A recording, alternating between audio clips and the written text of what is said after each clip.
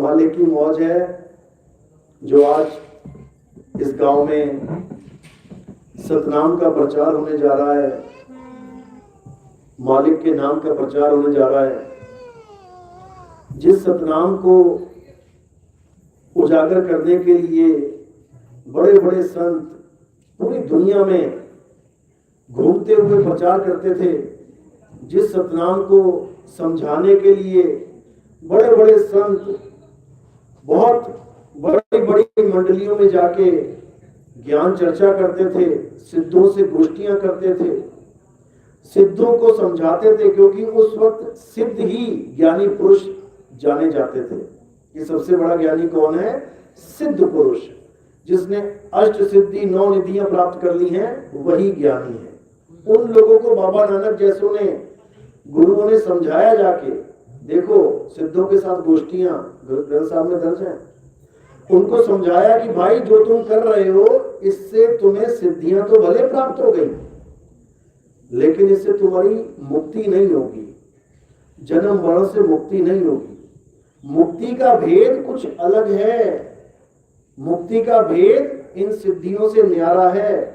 इन जप तप व्रत पूजा पाठ हवन यज्ञ इन सबसे न्यारा है। तो क्या है वो मुक्ति का भेद?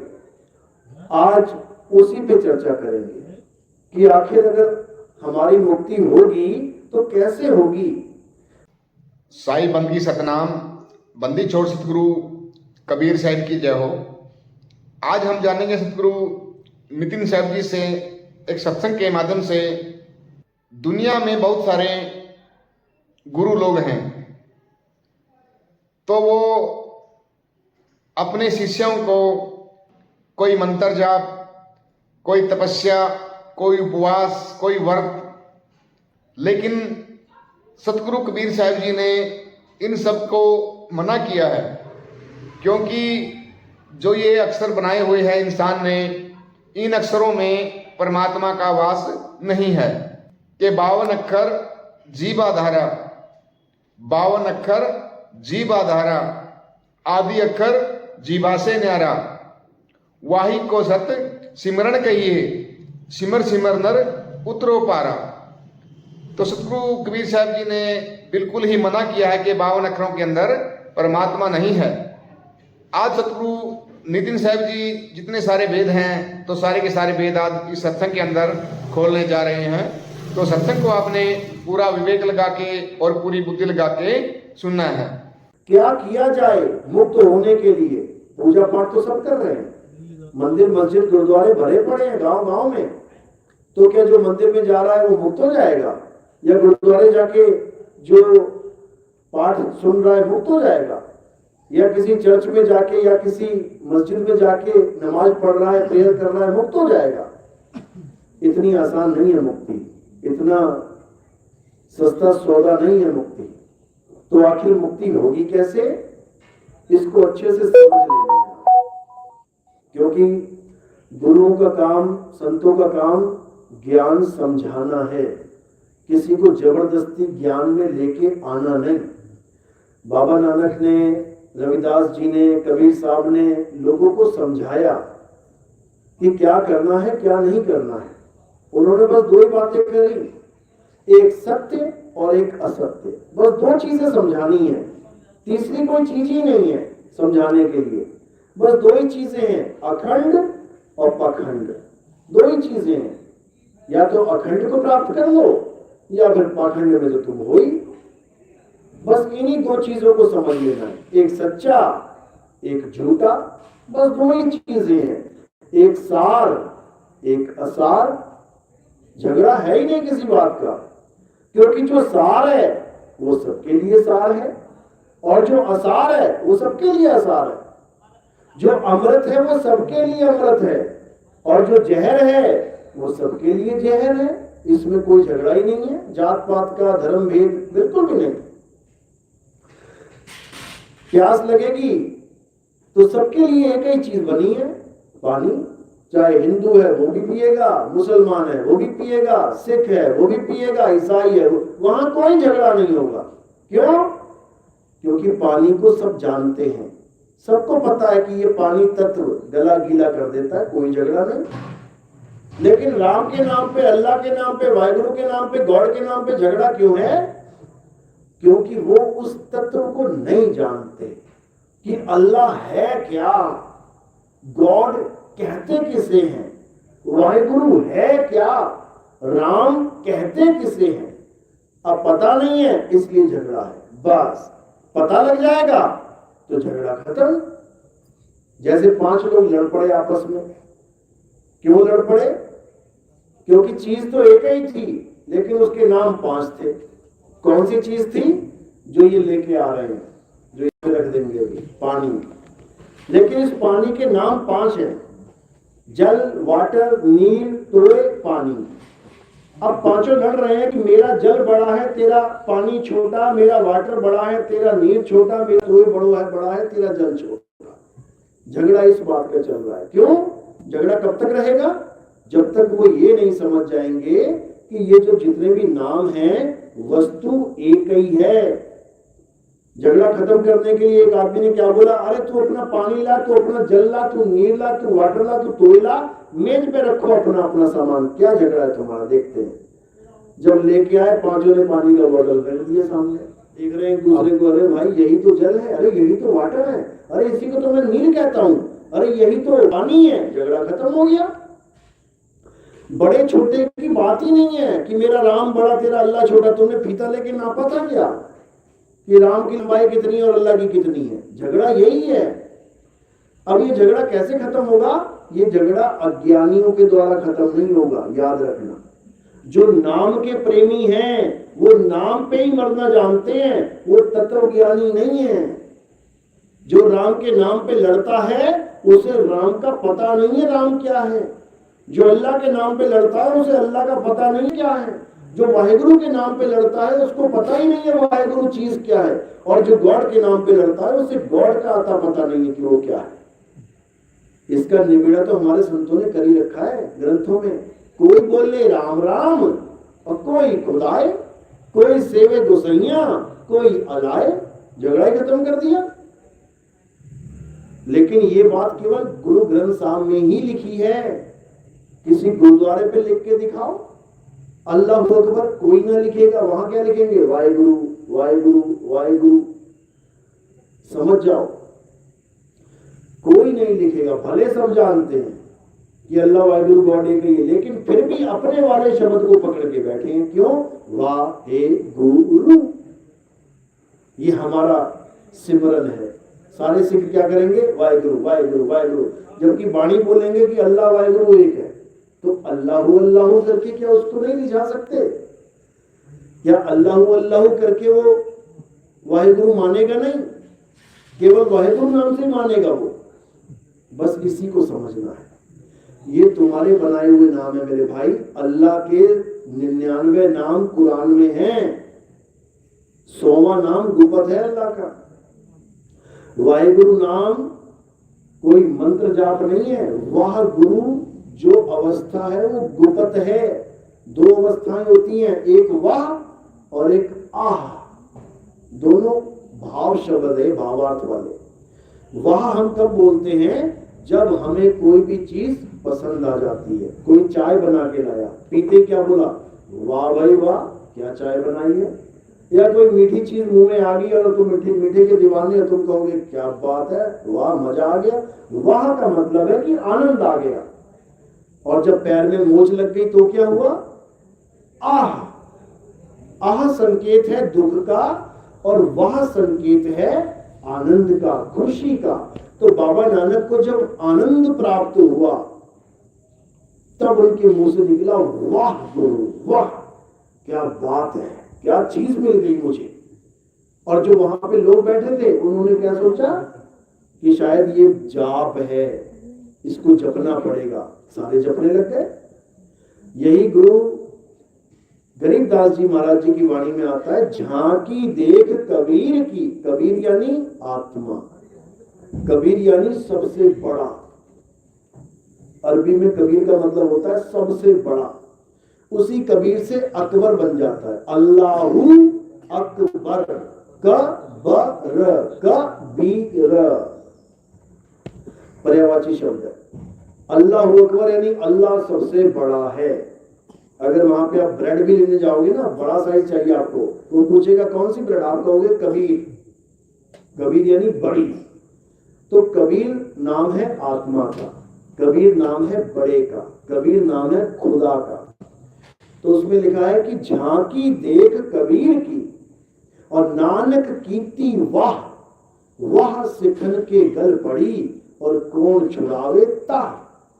अब ऐसा क्यों बोला उन्होंने कि जो वाह है वो सिखों के गल पड़ गई। गल पड़ने का मतलब उन्होंने उसको मंत्र मान लिया और सब के सब वाह गुरु करने लगे।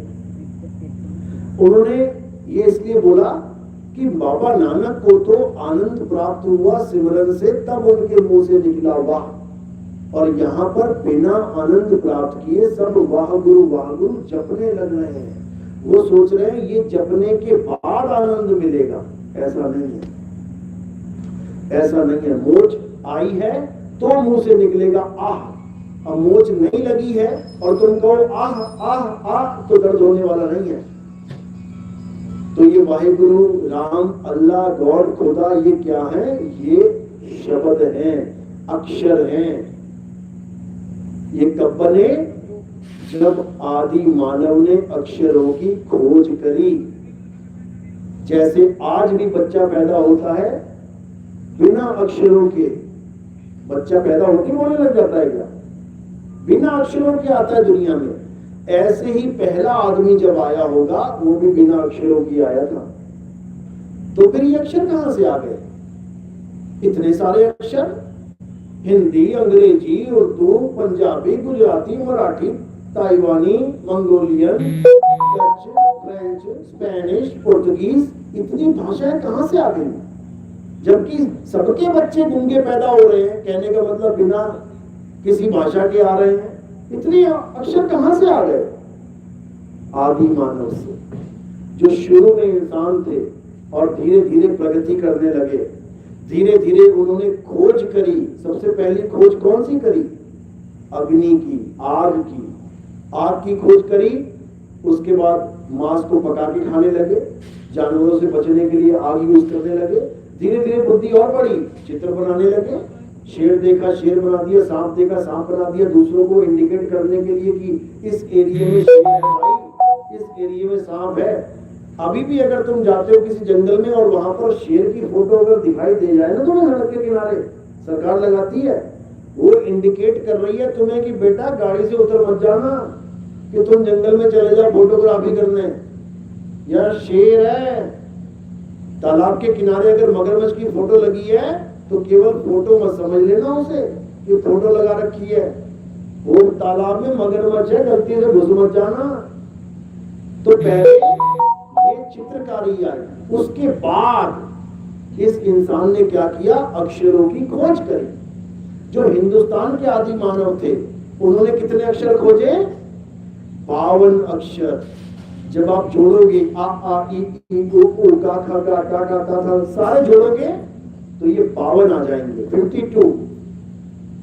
और जब अंग्रेजों ने, अंग्रेजी आदि मानव ने खोज करी अक्षरों की, तो उसने कितने खोजे? 26 अक्षर। यानी अंग्रेजों का दिमाग हमारे ऋषि मुनियों से, हमारे वाले आदि मानवों से आधा चलता था। हमारे वाले 52 खोज के बैठे हैं और वो केवल 26 पे खत्म हो गए। आज तक कोई 27वां अक्षर नहीं बना पाया, और ना हमारे यहाँ कोई 52 से 53वां बना पाया। तो ये आदि मानवों की खोज थी जो हमारे ऊपर आज तक लदी हुई है। आज तक पेड़ का नाम पेड़ किसने रखा, सूरज का नाम सूरज किसने रखा, चिड़िया का नाम चिड़िया किसने रखा, बंदर का नाम बंदर किसने रखा। खोजने जाओगे तो क्या पता लगेगा? अरे ये आदि मानवों की देन है, उन्होंने रखा नाम और उसके बाद पढ़ाना शुरू कर दिया, अपने साथ के कम्युनिटी वालों को बताना शुरू कर दिया। आज तक वही चीज चल रही है। अपने बच्चों को भेजते हैं ना हम, आदि मानवों के द्वारा बनाए गए अक्षर पढ़ने के लिए भेजते हैं। हमारे तुम्हारे नहीं है ये अक्षर, वही पढ़ाई हम पढ़ते आ रहे हैं। वही का से कबूतर, खा से खरगोश, गा से गमला, वही पढ़ते आ रहे हैं और पढ़ते जाएंगे। क्यों? क्योंकि आदि मानवों ने जो कुछ भी नाम रखा है कहीं ऐसा ना हो कि तुम कुछ और नाम लेके आ जाओ उसका, फिर झगड़ा होने लग जाए आपस में, नहीं इसका नाम ये है, नहीं इसका नाम ये। सबको एक सी पढ़ाई पढ़ाई जा रही है, कहाँ से कबूतर, कहाँ से खरगोश, कहाँ से गमला, चाहे इंग्लिश मीडियम है चाहे हिंदी मीडियम है। A for apple, B for bat, C for, ताकि मतभेद ना हो किसी का अक्षरों के चक्कर में, क्योंकि राम और श्याम के नाम पे तो लड़ मरे हैं। उसके बाद चप्पल जूते के नाम पे, कमल कुर्सी के नाम पे, खरगोश कबूतर के नाम पे न लड़ने लग जाए ये लोग। इसलिए सबको एक सा पाठ पढ़ा दिया जाता है, अक्षर भी बताए जाते हैं, साथ में तत्व की फोटो भी दिखा दी जाती है। कहा से कबूतर तो ऐसा है कबूतर, हंस को मत समझने लग जाना, कबूतर हैं दोनों पक्षी, लेकिन दोनों की फोटो दिखा दी जाती है। यहां तक तो मामला समझ में आता है कि अच्छी बात है, तरक्की हो गई हमारी। नहीं तो अगर एक काली मिर्च का दाना लेने जाना पड़े ना मार्केट में, और कोई तुम्हें कहे कि बोलना नहीं है, बिना बोले लेके आ, आप बताओ कैसे लोगे? इशारे कर करके थक जाओगे। 50 मसाले कौन सा मांग रहे हो, काली मिर्च क्या बताओगे उसको? तो उसका एक नाम रख दिया, कितना आसान हो गया। भैया काली मिर्च दे दो, जीरा दे दो, लौंग दे दो, हल्दी दे दो, बस तुम बोल रहे हो वो लिख रहा है, निकाल बेटा। कितना आसान हो गया काम 52 अक्षरों की वजह से। लेकिन यही 52 अक्षर हमारी बर्बादी का कारण बन गए। क्यों बन गए, कैसे बन गए? जब हम भगवानों के नाम रख बैठे, अल्लाह वाहिगुरु गॉड के नाम रख बैठे। किससे रखे हमने? राम शब्द कहां से आया? इसी 52 अक्षर में से आया।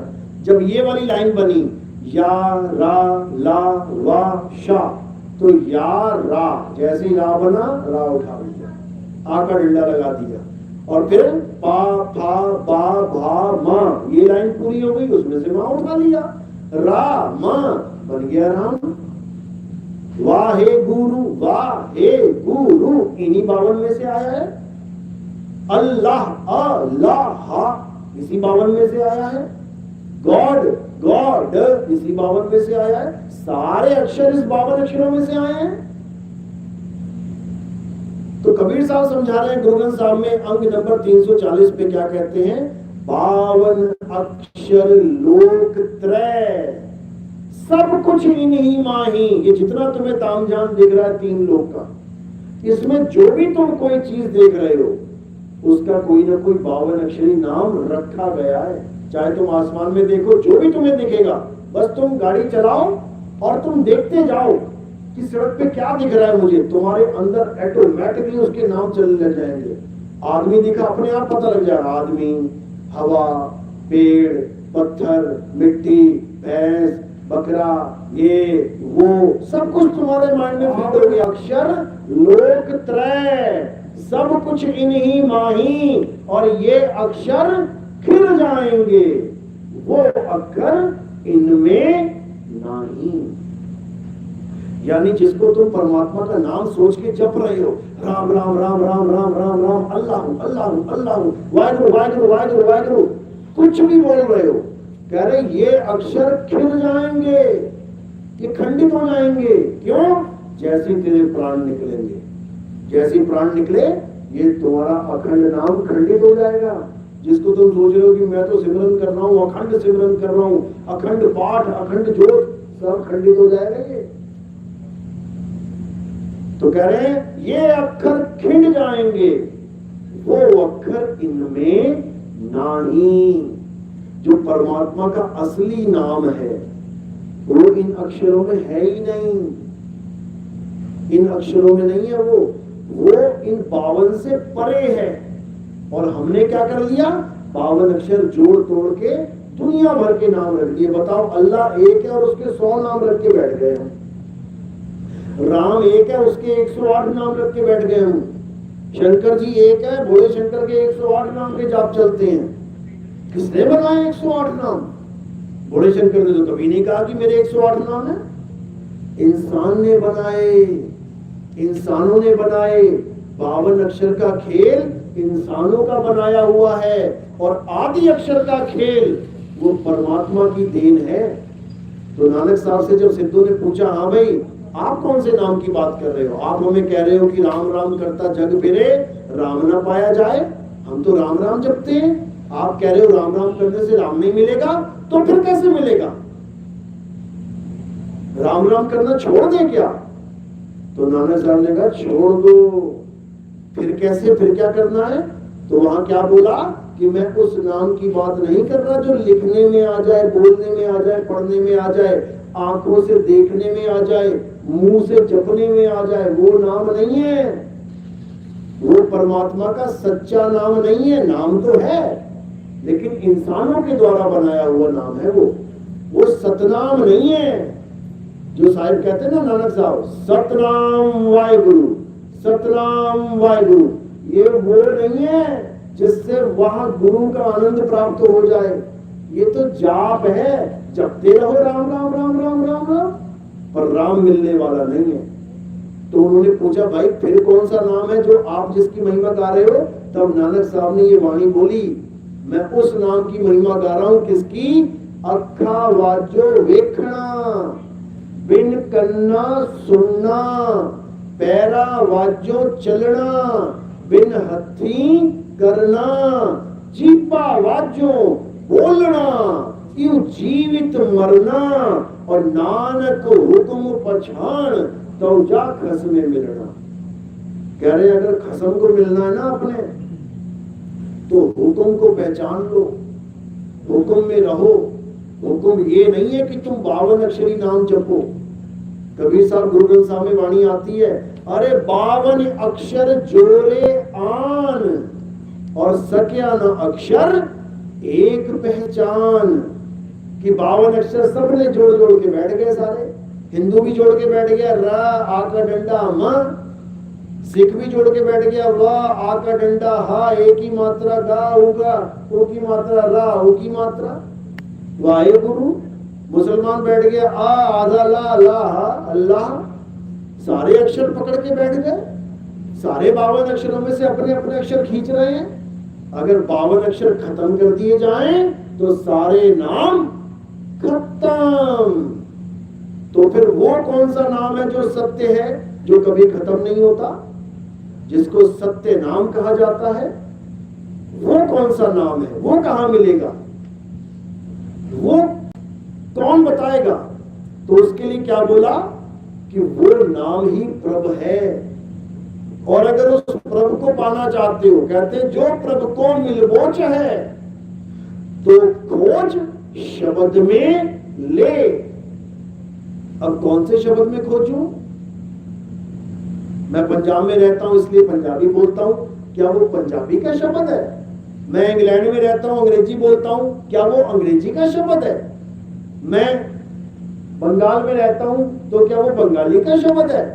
मैं चीन में रहता हूं, क्या वो चाइनीज का शब्द है? सब अपने अपने शब्दों को पकड़ के बैठ जाएंगे, तो फिर कौन से शब्द में है प्रभु? इस किसी शब्द में नहीं है, भूल जाओ। ये 52 अक्षर का खेल है, ये 52 अक्षर का जाल है। 52 के जंजाल में अरे फंस गया ये संसार, सिमरन 52 का करे कैसे लागे पार। अगर राम राम राम राम करने से राम नहीं मिल सकता, तो वाहेगुरु वाहेगुरु करने से वाहेगुरु नहीं मिलेगा, अल्लाह अल्लाह करने से अल्लाह नहीं मिलेगा, गॉड गॉड करने से गॉड नहीं मिलेगा। तो अल्लाह वाहेगुरु गॉड राम कैसे मिलेगा? जब अपनी आत्मा को जानोगे, अपनी आत्मा को पहचानोगे। गुरु ग्रंथ साहब में क्या लिखा है? कहते हैं आत्म में राम और राम में आत्म, चीनस गुरुमुख विचारे। कहते हैं आत्म में राम बसा हुआ है और तू अपनी आत्मा के अलावा सब कुछ ढूंढने में लगा हुआ है। मंदिर चला गया, मस्जिद चला गया, गुरुद्वारे चला गया, चर्च चला गया, ग्रंथ पढ़ लिए, मूर्तियां पूज ली, तीर्थों में नहा लिया, सब कुछ कर लिया, लेकिन कभी ये नहीं सोचा कि मेरा शरीर चल कैसे रहा है, मेरा शरीर खा कैसे रहा है, मेरे शरीर को खड़ा कौन करता है सुबह सुबह, मेरे शरीर को हिला कौन रहा है, मेरा शरीर बढ़ किसकी ताकत से रहा है? आत्मा की ताकत से। तुम गुरुद्वारे जा रहे हो, तुम मंदिर जा रहे हो, तुम मस्जिद जा रहे हो, पूजा अर्चना करने, रास्ते में अगर आत्मा ने शरीर को छोड़ दिया तो क्या तुम पहुंच जाओगे भगवान के दर तक? नहीं पहुंच पाओगे, वही रास्ते में गिर जाओगे। अटैक हो गया जी, अटैक हो गया, मर गया जी, मर गया। जा रहे थे गुरुद्वारे, जा रहे थे मंदिर, जा रहे थे चर्च, जा रहे थे मस्जिद, वहां तक पहुंच नहीं पाओगे। अगर बच भी गए ना तो कोई ये नहीं कहेगा चलो मंदिर लेके जाओ इसको, क्या कहेंगे, हॉस्पिटल लेके चलो। भूल जाएंगे मंदिर मस्जिद गुरुद्वारा, सीधे हॉस्पिटल लेके जाएंगे। तो कहने का मतलब ये है कि जिसकी वजह से आपके सारे कार्य पूर्ण हो रहे हैं, हम उसी को नहीं जानते। आत्मा का नाम सुना है ना सबने, आत्मा सबने सुन रखा है ना, ऐसा तो नहीं कोई जिसने आत्मा नाम ना सुना हो, सुना सबने है। हाथ खड़े करो जरा एक बार, किस किसने सुना है? बहुत अच्छी बात है। जिसने नहीं भी खड़ा किया ना उसने भी सुना है, ऐसी बात नहीं है, सबने सुना है। अपनी अपनी आत्मा लेके आए आप साथ, किसी की आत्मा घर तो नहीं रह गई, सब लाए हो, सब अपनी आत्मा लेके आए हो। अब एक बार सोचो, तुम आत्मा लेके आए हो कि आत्मा तुम्हें लेके आई है? यहां तक सोचो, हम आत्मा को लेके आए हैं या आत्मा हमें लेके आई है? अगर आत्मा रास्ते में छोड़ देती ना शरीर, वहीं पड़े होते, यहां पहुंच भी ना पाते। तो इसलिए जितने भी कार्य हो रहे हैं, जो भी काम हो रहा है, यहां तक कि जो तुम नाम जप रहे हो, अल्लाह वाहेगुरु वाहेगुरु, राम राम, किसकी वजह से जप रहे हो? आत्मा की वजह से। आत्मा ने शरीर को छोड़ दिया, अब ना बोल पाओगे अल्लाह, ना बोल पाओगे वाहेगुरु, ना बोल पाओगे राम, ना बोल पाओगे गॉड। यानी ये सारे नाम बोलने के लिए भी तुम्हें आत्मा की जरूरत है। तो बस इसी को समझना है, आत्मा और अनात्मा। आत्मा क्या है? गीता में साफ बोला गया, हे अर्जुन, इस दुनिया में एक ही सत्य है, दो सत्य नहीं है। अर्जुन कहता महाराज वो सत्य क्या है? तो कहते अर्जुन, सत्य केवल आत्मा है, आत्मा के अलावा और कुछ सत्य है ही नहीं। क्यों? क्योंकि हे अर्जुन, इस आत्मा को ना तो कोई शस्त्र काट सकता है, ना इस आत्मा को अग्नि जला सकती है, ना आत्मा को वायु सुखा सकती है, और ना ही आत्मा को जल भिगो सकता है। इस आत्मा का कोई कुछ बिगाड़ ही नहीं सकता। और ये आत्मा कभी किसी का ना तो नाश करती है, ना ही किसी के द्वारा इसका नाश होता है। बिल्कुल सिंपल। इसी आत्मा को सतनाम कहा जाता है। सतनाम, जो बाबा नानक साहब कहते हैं ना, सतनाम वाहेगुरु, सतनाम वाहेगुरु, इसका क्या मतलब है? सतनाम यानी आत्मा। वाह मेरे गुरु, जो आपने मुझे आत्मा का ज्ञान दे दिया, वरना जो मुझे मिल रहा था सब मंत्र जपवाने में लगे पड़े थे। लेकिन परमपिता परमात्मा ने बेई नदी पे बाबा नानक को ऐसी दात दी कि 3 दिन तक बेई नदी में रहे वो, आत्म ज्ञान में। वो मालिक की मौज होती है, वो चाहे तो 300 दिन लग लेता नदी में। परमात्मा के लिए कुछ भी नामुमकिन नहीं है। वो चाहे तो मीराबाई को जहर पिलाया गया ना, नहीं मरी। परमात्मा चाहे तो जहर भी असर नहीं करेगा, लेकिन सुकरात को पिला दिया, मर गया। तो मालिक की मौज होती है, किसी के साथ भी कोई भी लीला हो सकती है। तो बाबा नानक के साथ कौन सी लीला हुई? 3 दिन तक बेई नदी में रहे, 3 दिन तक। और जैसे ही बाहर आए, क्या मूल मंत्र दिया?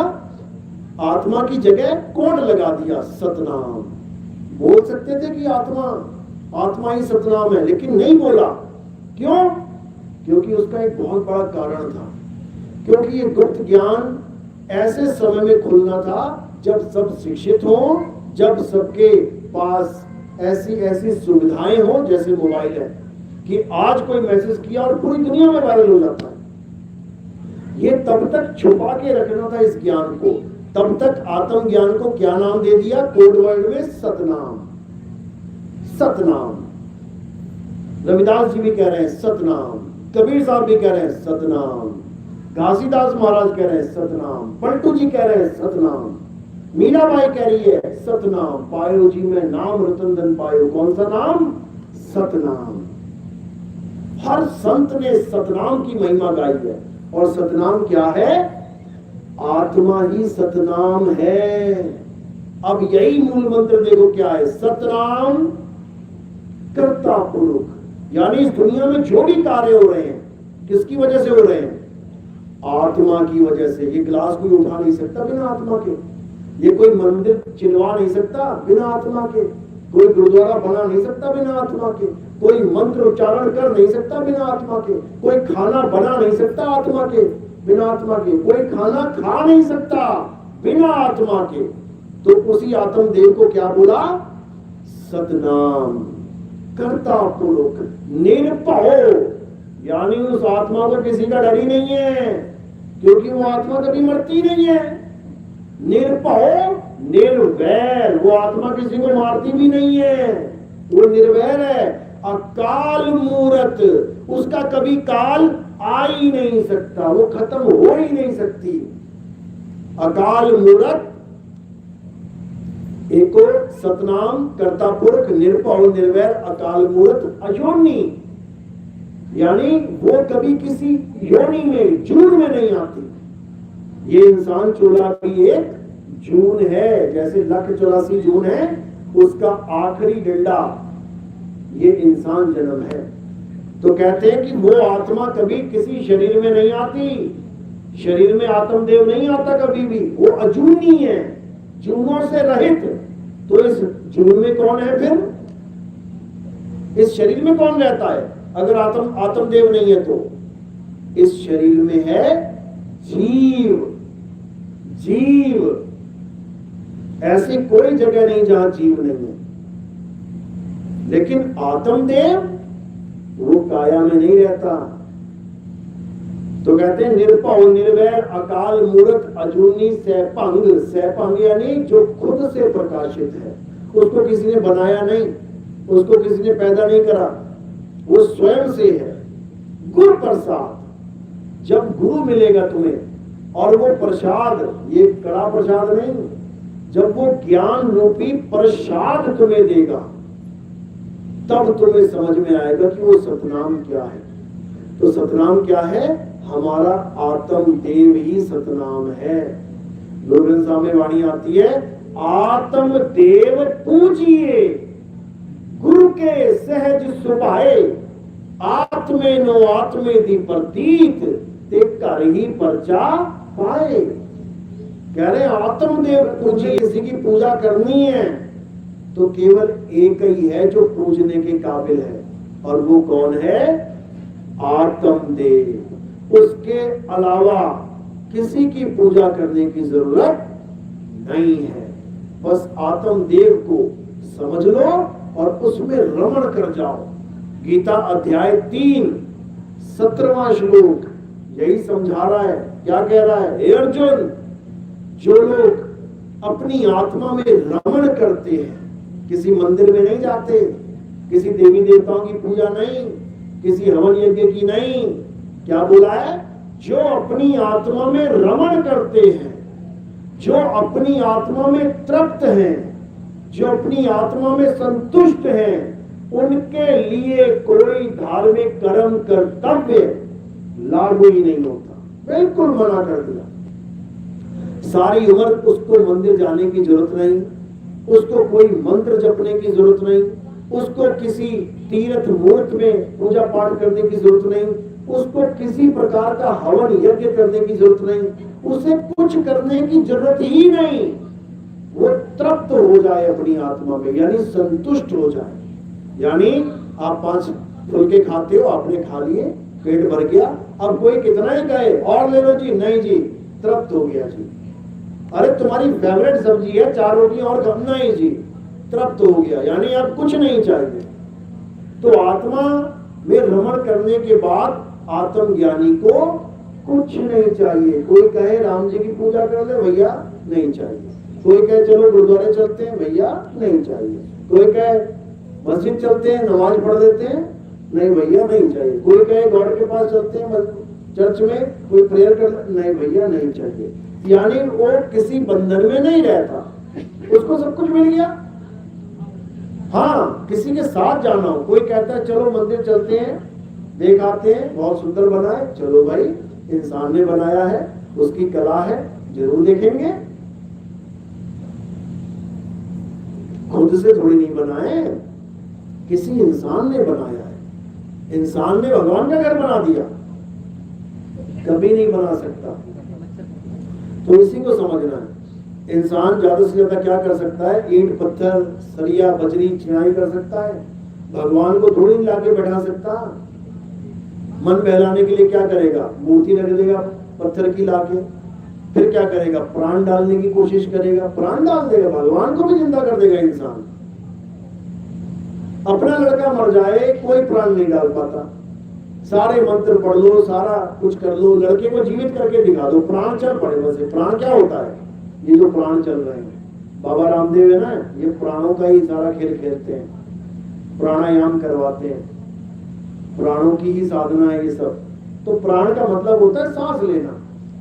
देख लेते हैं सांस आती है कि नहीं आती है। कोई किसी में प्राण नहीं डाल सकता, ये सब मन के खेल हैं, मन के वहम है। परमात्मा तुम में प्राण डाल सकता है, तुम किसी के प्राण नहीं डाल सकते भाई। तुम्हारे जो प्राण चल रहे हैं उसकी देन है। एक शब्द मेरे प्राण बसत है, बहुत बहुजल आमा। तो नानक साहब कह रहे हैं कि एक शब्द मेरे प्राण बसत है, जैसे मेरे प्राण की वजह से मेरी काया चल रही है, ऐसे ही उस एक शब्द की वजह से ये मेरे प्राण चल रहे हैं। सांस की वजह से काया चल रही है और आत्मा की वजह से सांस चल रही है। अब उस आत्मा को जानना है, आत्म ज्ञानी बनना है। तो जब तक आत्मा को नहीं जाना तब तक किसी की भी भक्ति पूर्ण नहीं हो सकती। क्योंकि जैसे लेवल वाइज क्लासें होती हैं, सबसे पहले आंगनबाड़ी में जाएंगे, बच्चा जाता है आंगनबाड़ी में, वहां पे क्या है? वहां पे ABCD भी है, 1 2 3 4 भी है, काका का भी है, लेकिन साथ में क्या है? खिलौने हैं। वहां पर हाथी भी है, घोड़ा भी है, बैट भी है, बॉल भी है, फुटबॉल भी है। क्यों है? ताकि बच्चा वहां जाए और खिलौनों से खेले। क्यों खेले?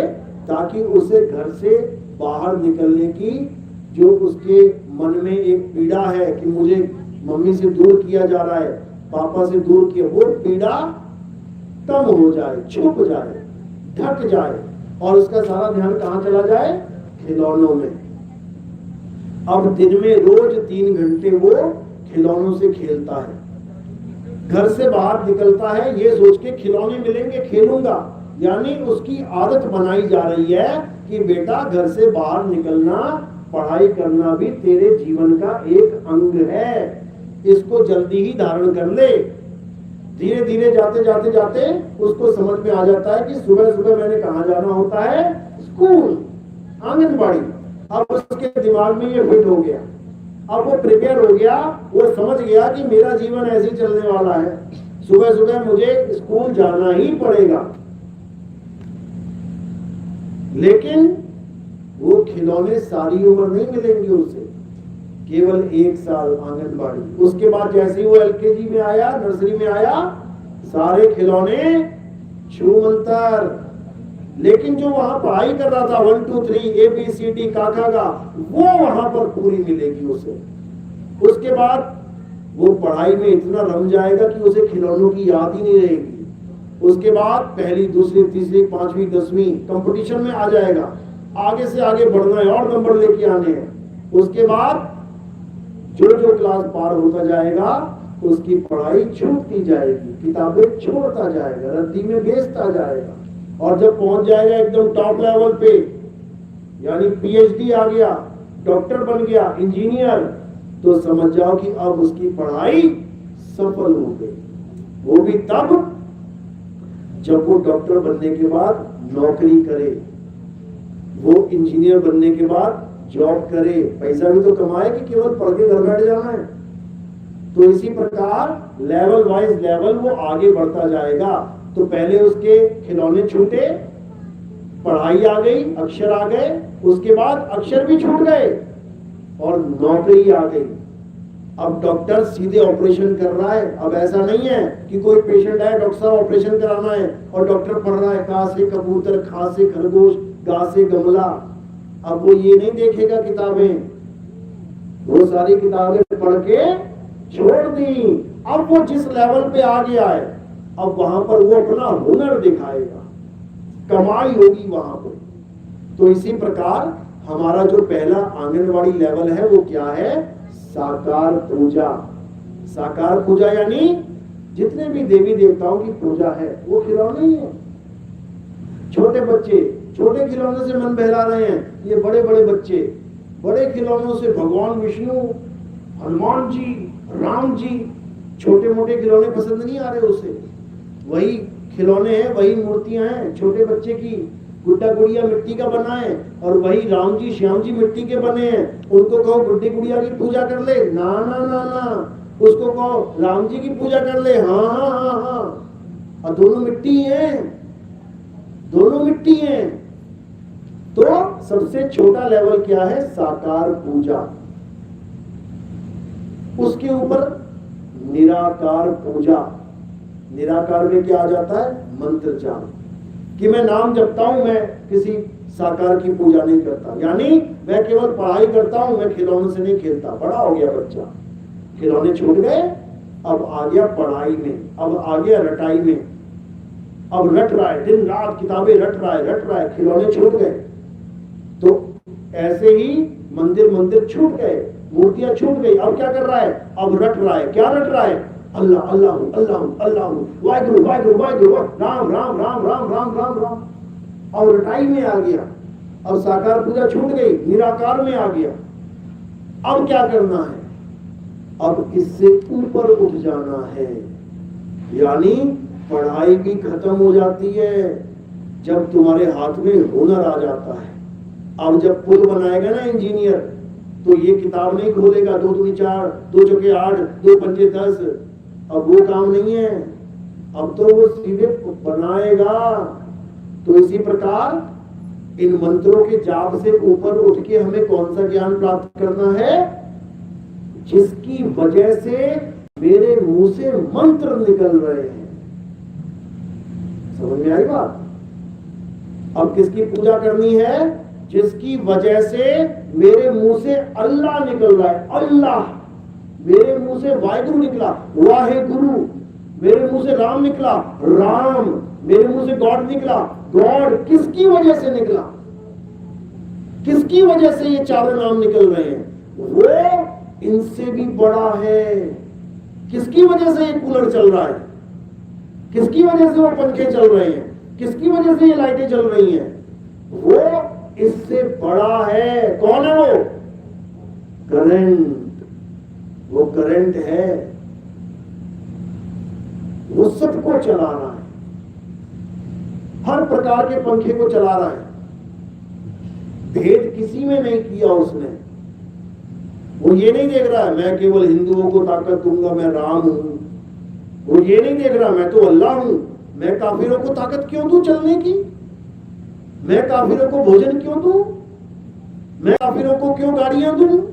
देता तो सब अल्लाह ही है ना। अल्लाह के बिना दूसरा तो कोई है ही नहीं देने वाला। कहते दाता एक राम, भिखारी सारी दुनिया। सारे भिखारी हैं लेकिन देने वाला एक है, तो वो तो सबको दे रहा है ना। जो अल्लाह को मानता है उसको भी दे रहा है, और जो अल्लाह को गालियां निकालता है उसको भी दे रहा है। जो राम को मानता है उसको भी दे रहा है, जो राम को गालियां निकालता है उसको भी दे रहा है। वो किसी के साथ भेदभाव नहीं कर रहा है। वो दाता है, दाता। तुम्हारे 4 बच्चे हैं, भले वो शैतान हो एक, फिर भी उसको रोटी दोगे, फिर भी उसका बिस्तरा लगवाओगे, भले 2-4 झापड़ मार दो, लेकिन फिर भी उसको घर में ही रखोगे क्योंकि तुम्हारा ही बच्चा है। इसी प्रकार वो अल्लाह वाहिगुरु गॉड, वो सबका दातार है, सबका दाता है, सब जीवों का एक हो दाता। तो वो किसी के साथ भेदभाव नहीं करता। भेदभाव कौन करता है? बच्चे भेदभाव करते हैं। एक ने नाम रख दिया अब्बा, एक ने नाम रख दिया डैड, एक ने रख दिया पिताजी, एक ने रख दिया फादर। अब लड़ रहे हैं, तेरे अब्बू की मेरे फादर बड़ा है, तेरा अब्बू छोटा है। अरे हट, तेरा गॉड, तेरा पापा छोटा है, मेरा अब्बू बड़ा है एक ही बाप चारों का। अब झगड़े में पड़े हैं। और सबसे ज्यादा दुख किसको हो रहा है? बाप को ही दुख हो रहा है। क्यों? बेटा दूसरे बेटे के सिर पे बम फोड़ रहा है। वो देखो यहूदी किसके सिर पे बम फोड़ रहे हैं? मुसलमानों के सिर पे बम फोड़ रहे हैं। जबकि यहूदी और मुसलमान दोनों ही एक बाप की औलादे हैं, एकस पिता एकस के हम बालक। लेकिन कौन समझाए इनको? झगड़ा केवल पावन अक्षरों का है, नामों का झगड़ा है। हमने नाम अलग अलग लिख दिए हैं, इसलिए हमने हस्ती भी अलग अलग बना दी। तो अब उस हस्ती को पहचानना है जिसका नाम है अल्लाह, जिसका नाम है रब, जिसका नाम है वाहिगुरु, जिसका नाम है गॉड, जिसका नाम है राम। वो एक ही है। और वो कौन है? वो है आत्म राम। अब करना क्या है? अब उस आत्म राम को जानना है, आत्म ज्ञानी बनना है। आत्म ज्ञानी बन गए तो सारा झगड़ा खत्म। हिंदू है, हिंदू होके अपनी आत्मा को जान ले।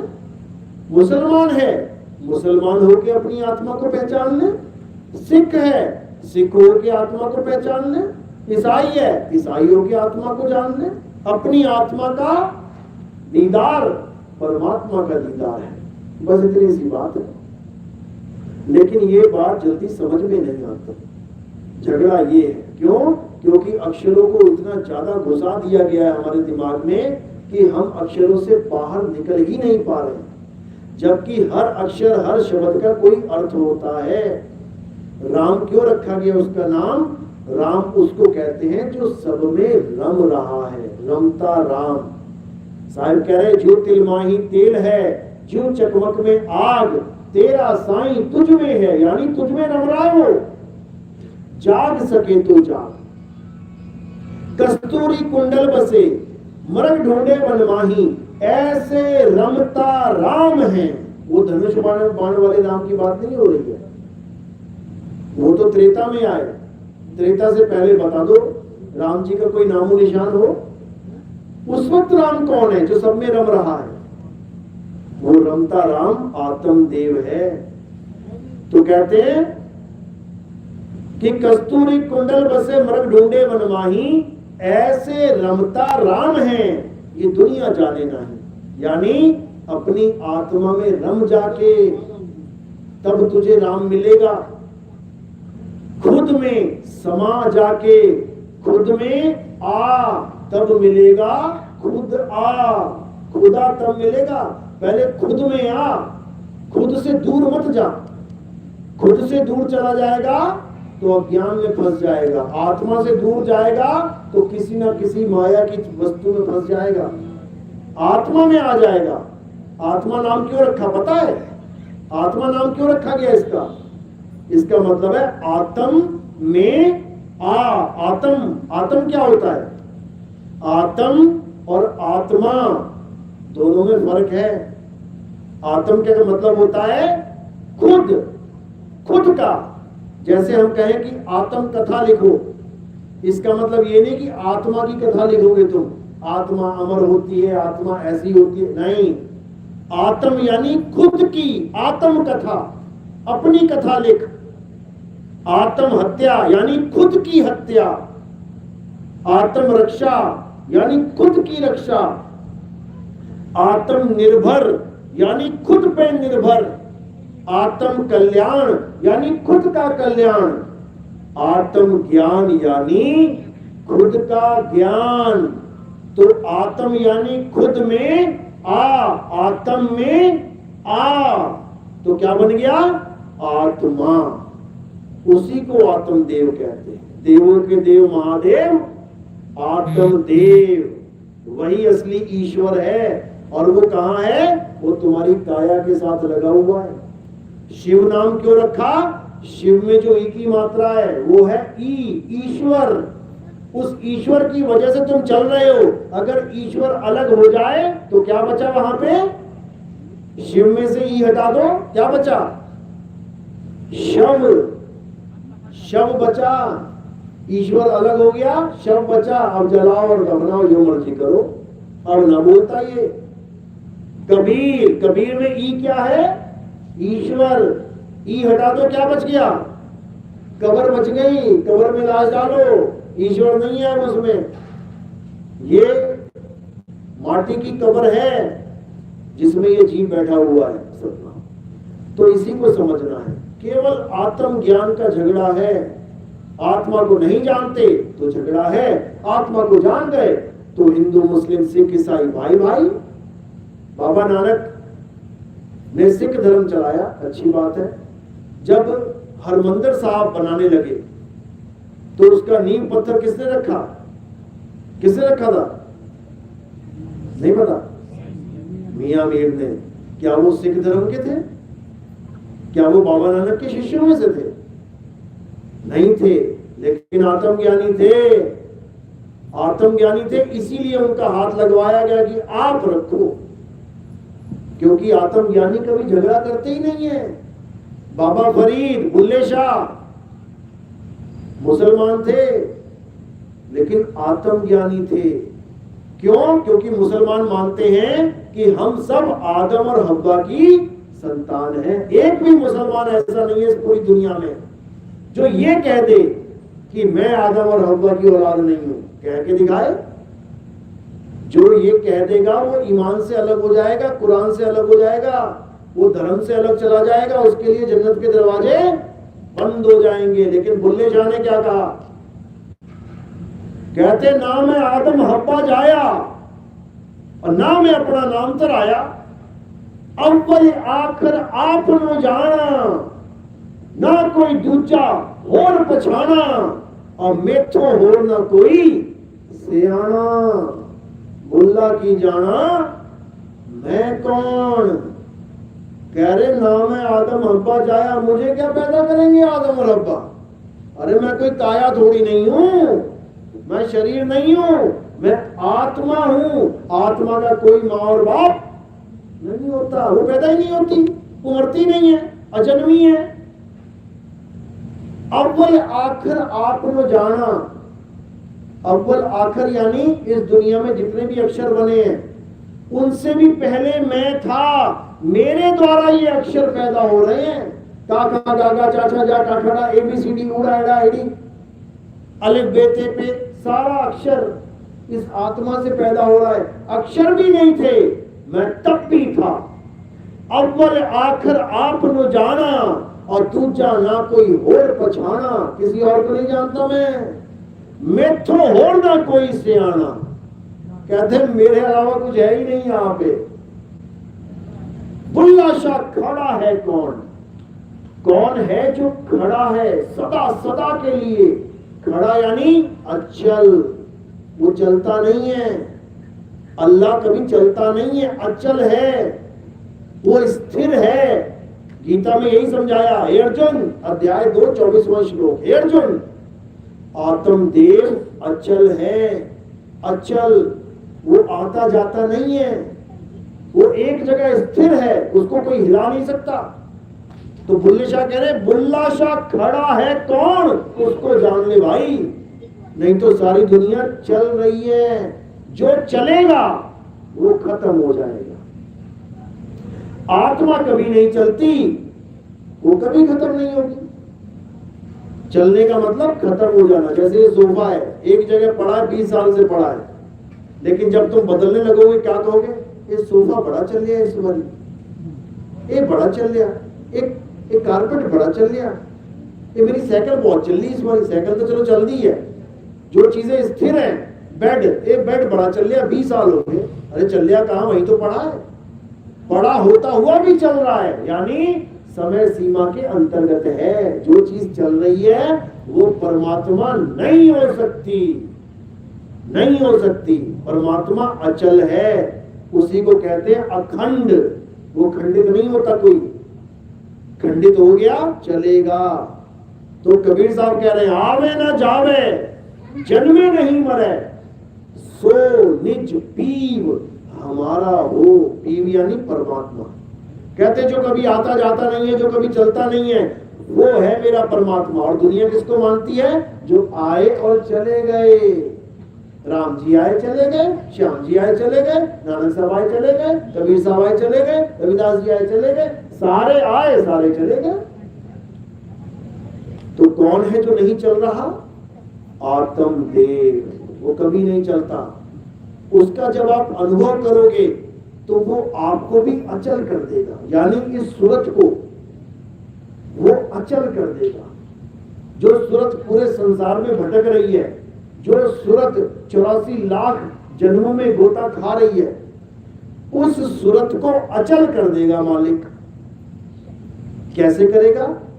साहिब कहते हैं सूरत फंसी संसार में, तासे पड़ गई दूर, सूरत बांध स्थिर करो, आठों पहर हुजूर। कह रहे हैं आठों पहर सूरत को स्थिर करना है। और कहां करना है? शब्द में करना है। सूरत को शब्द में स्थिर करना है। तो शब्द क्या है? शब्द गुरु। सूरत क्या है? सूरत धुन चेला। इस चेले को गुरु में स्थित कर देना है। तो नानक साहब क्या कह रहे हैं गुरु ग्रंथ साहब में? कहते जैसे जल में कमल निरालम और मुर्गा भी निशाने, सूरत शब्द सागर तरिए, नानक नाम बखाने, रहे एकांत एक मन वसिया, आशा मह निरासु, अगम अगोचर दीख दिखावे, नानक ताकर दासु। कह रहे ऐसा गुरु मिल जाए जो कमल की तरह बना दे, कीचड़ में रहता हुआ भी कीचड़ में लिप्त नहीं होगा। ऐसा गुरु मिल जाए जो मुर्गाबी की तरह भक्ति सिखा दे। पानी में रहेगी पूरा दिन, लेकिन शाम को मुर्गाबी, पता ना क्या होता है? मुर्गाबी पानी में रहती है पूरा दिन, शाम को सूखे पंखों से उड़ जाती है अपने घर। इसी प्रकार ये सूरत 24 घंटे कहां रह रही है? मेरा पापा, मेरी मम्मी, मेरा भाई, मेरा चाचा, मेरा दादा, मेरी पत्नी, मेरे बच्चे, मेरी दुकान, मेरा मकान, इसी में भटकी पड़ी है। लेकिन जब जाने का समय आए तो मुर्गाबी की तरह हो जाए, यानी परिवार में रहने के बाद भी अपने घर को ना भूल पाए, अपने घर तक पहुंच जाए सूखे परों से। इसीलिए साहिब ने बोला, नानक साहब ने, कि जो नाम है वो क्या है? वो जहाज है, चढ़ के अपने घर वापस चला जा। नाम जाप नहीं है कि जपना पड़ेगा। जहाज में बैठा कोई, क्या जपना पड़ता है उसमें? अमेरिका जाना तो क्या जपना पड़ेगा? America America America America. Canada जाना तो जपना पड़ेगा, कनाडा कनाडा कनाडा। कुछ नहीं, नानक नाम जहाज है, चढ़ सोथरे पार। केवल चढ़ना है तुमने उसमें, पार वो खुद ही कर देगा। और जो चढ़ नहीं पाया वो पक्का तकेगा हुआ। तो कैसे चढ़ना है? कबीर साहब समझा रहे हैं, अरे अब तो जाए चढ़े सिंहासन और मिले है सारंग पानी। अरे राम कबीरा एक भय है, कोई न सके पछाड़ी। कह रहे जिस दिन तू राम राम जपना छोड़ के, जिस दिन तू वाहिगुरु वाहिगुरु जपना छोड़ के, जिस दिन तू अल्लाह अल्लाह जपना छोड़ के, जिस दिन तू गॉड गॉड करना छोड़ के, उस राम अल्लाह वाहिगुरु गॉड को खोजने निकल गया ना, और खोजना कहीं बाहर नहीं है, यही है वो, यही है वो। तो कहां ढूंढे रे बंदे, मैं तो तेरे पास में, तेरे पास में है वो, बस तुझे पता नहीं लग रहा कि वो कहां है। तो कह रहे खोजी होए तुरंत मिल जाऊं एक पल की तलाश में। अगर गुरु मिल गया तो कहते हैं ज्ञान भी मिल जाएगा एक ही पल में, और तेरा ये आना जाना सब खत्म। तो क्या कह रहे हैं कि वो तेरे पास में है, उसका नाम जपना छोड़ और उसको ढूंढना शुरू कर। जैसे तुम्हारा पर्स तुमने बेड पे रखा था, सोते सोते हाथ लगा, बेड के पीछे गिर गया।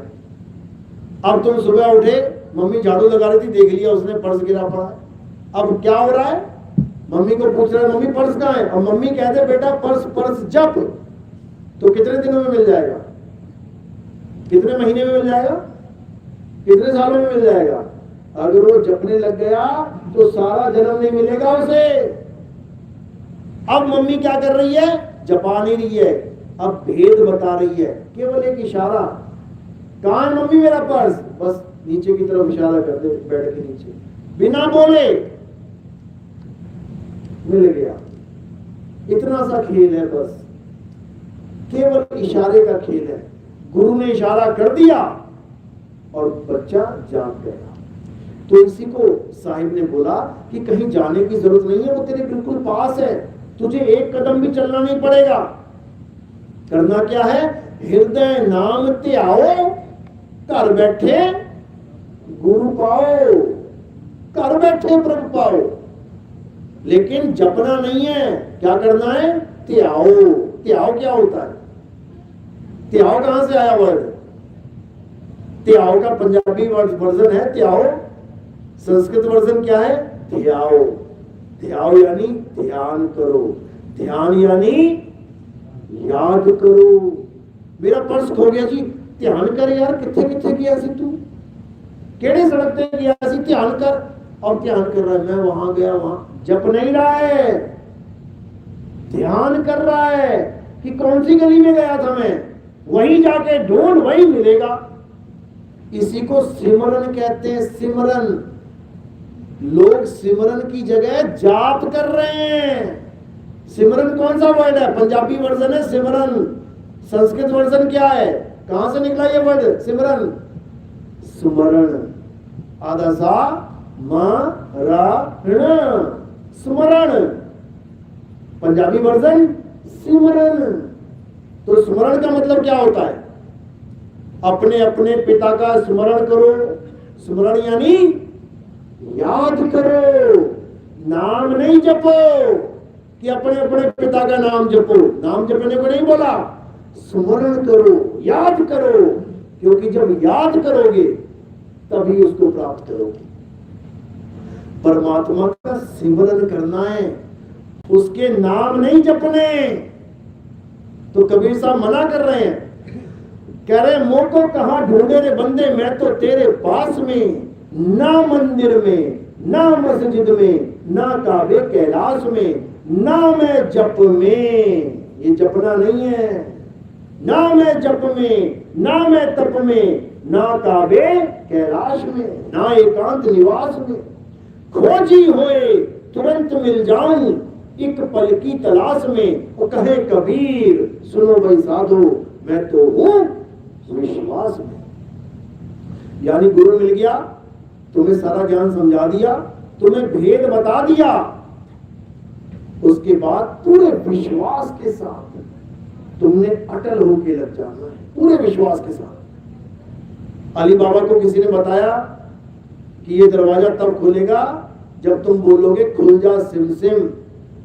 अब पूरा विश्वास कर लेना कि यही बोलोगे तो खुलेगा, और अगर अपना दिमाग लगाने लग गए तो खुल जा टिम टिम, खुल जा रिन रिन, तो नहीं खुलेगा। यानी गुरु की बात का पूर्ण विश्वास कर लेना कि जो गुरु ने बता दिया अटल सत्य है वो। अब उसमें तुम्हारा दिमाग नहीं आना चाहिए बीच में कि तुम अपनी बुद्धि लगाने लग जाओ। तुम्हारी बुद्धि से परे का ज्ञान है वो जो गुरु समझा रहा है, तुम्हारी सोच से परे का ज्ञान है जो गुरु समझा रहा है, समझ लो। इसीलिए उसको गुणातीत, भावातीत, देहातीत, हर चीज मायातीत, सब तीत यानी पार का बोला गया है। तो इसी आत्मा को समझना, परमात्मा को समझना है। जब लगना चीनोगे आत्म, तब लगना मिली है परमात्म। आत्म चीन है, परमात्म चीन है। संत कहावत सोए, और यह भेद काया से न्यारा, बूझे बिरला को। ये समझना है। तो बात है केवल भेद की। क्रूर क्रिया उर्झ्यो सभी जग, श्री भगवान का भेद न पाया। श्री भगवान का जो भेद है वो गुरु बताता है कि आखिर उसका भेद यानी रहस्य है क्या, वो मिलेगा कहां, और सारे नामों को छुड़वा देता है। सोई गुरु पूरा कहावे, जो दो अक्षर का भेद बतावे, एक छुड़ावे। ये राम राम, अल्लाह अल्लाह, वाहिगुरु वाहिगुरु, गॉड गॉड, जो नाम इंसानों ने बनाए हैं अपनी बुद्धि से, अपने विवेक से, अपनी क्षमता से, उन सबको छोड़ दे, और जो नाम परमात्मा ने बना रखा है, जो नाम परमात्मा का असली नाम है, उसका ध्यान करना शुरू कर दे। और धीरे धीरे धीरे धीरे तुझे वो अपने जैसा बना लेगा। तो ही मोही, अमोही तो ही, अंतर कैसा, फिर वो तुझे आत्मा ही बना देगा। फिर तुम अपने आप को ये काया नहीं मानोगे कि मैं बूढ़ा हूं, मैं जवान हूं, मैं आदमी हूं, मैं औरत हूं, मैं लड़का हूं, मैं लड़की हूं। खत्म कहानी। अब मैं क्या हूं? मैं आत्मा हूं, आप भी आत्मा हो।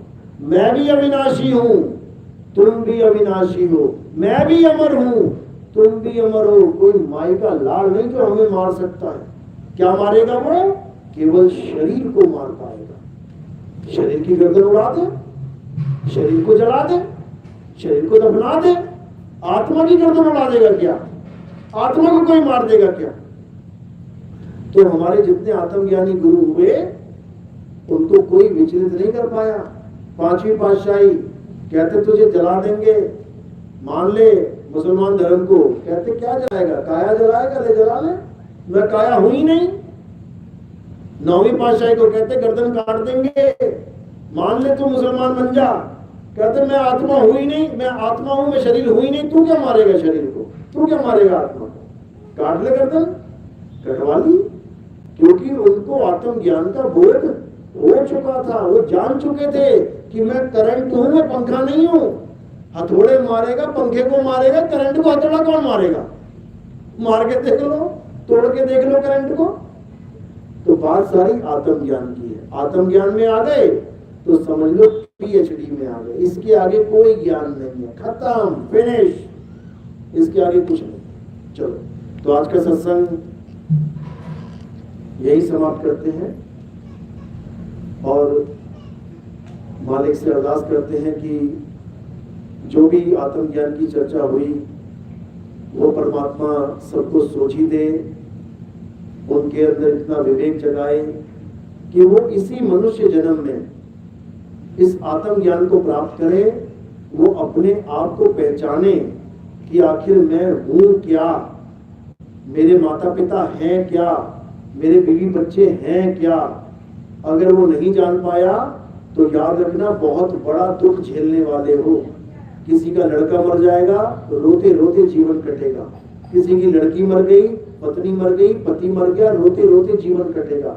लेकिन अगर तुम आत्मज्ञान में आ गए और तुमने जान लिया कि तुम क्या हो, तो याद रखना सामने वाला भी वही है। जो तुम हो वही सामने वाला है। जब तुम्हें पता लग गया कि मैं कभी नहीं मर सकता, तो तुम कभी अपने रिश्तेदार की मौत पे आंसू बहाओगे ही नहीं। उसका गम तुम्हें होगा ही नहीं, क्योंकि तुम्हारी नजर में वो मरा ही नहीं। वो तो अमर है, अमर है वो। तो इस ज्ञान में आओगे तो जन्म मरण के बंधन से, मोह माया के बंधन से, इस माया के अज्ञान के बंधन से मुक्त हो जाओगे। चलो, तो आज का सत्संग यही समाप्त करते हैं। और हमारे यहाँ सत्संग समाप्ति के बाद गुरु की आरती होती है। गुरु मतलब शरीर नहीं, गुरु मतलब ज्ञान, गुरु मतलब आत्मदेव, गुरु मतलब आत्मा। तो गुरु की आरती होगी, उसके बाद जो भी भोजन भंडारे का जो प्रोग्राम है वो किया जाएगा। कोई नाम दीक्षा लेने वाला तो नहीं है, कोई प्रथम दीक्षा वाला तो नहीं है। दूसरी